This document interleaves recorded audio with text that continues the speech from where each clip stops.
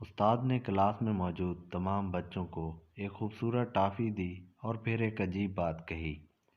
سنو بچوں، آپ سب نے 10 منٹ تک اپنی ٹافی نہیں کھانی۔ یہ کہہ کر وہ کلاس روم سے نکل گیا۔ کچھ لمحوں کے لیے کلاس میں خاموشی چھا گئی۔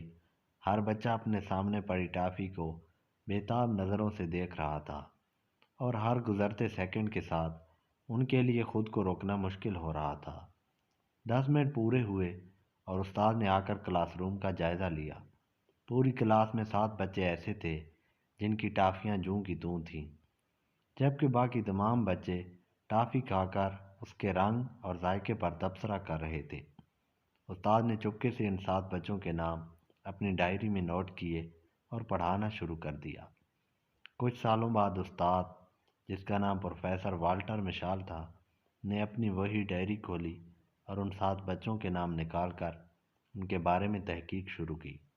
کافی تگ و دو کے بعد ان کے بارے میں معلوم ہوا کہ وہ اپنی زندگی میں کافی ترقی کر چکے ہیں اور ان کا شمار کامیاب افراد میں ہوتا ہے۔ پروفیسر والٹر نے اپنی کلاس کے باقی طلباء کا بھی جائزہ لیا۔ معلوم ہوا کہ ان میں اکثر لوگ ایک عام سی زندگی گزار رہے تھے، جبکہ کچھ افراد ایسے بھی تھے جن کو سخت معاشی اور معاشرتی حالات کا سامنا تھا۔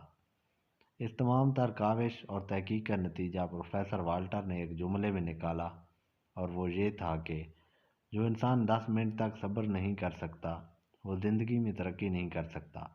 اس ریسرچ کو دنیا بھر میں پذیرائی ملی اور اس کا نام مارش میلو تھیوری پڑ گیا، کیونکہ پروفیسر والٹر نے بچوں کو جو ٹافی دی تھی اس کا نام مارش میلو تھا، جو فوم کی طرح نرم تھی۔ اس تھیوری کے مطابق دنیا کے کامیاب ترین افراد میں اور بہت ساری خوبیوں کے ساتھ ایک خوبی صبر کی بھی پائی جاتی ہے، کیونکہ یہ خوبی انسان کی قوت برداشت کو بڑھاتی ہے، جس کی بدولت انسان سخت حالات میں بھی مایوس نہیں ہوتا اور یوں وہ ایک غیر معمولی شخصیت بن جاتا ہے۔ مزید ایسی ویڈیوز کے لیے چینل سبسکرائب کریں۔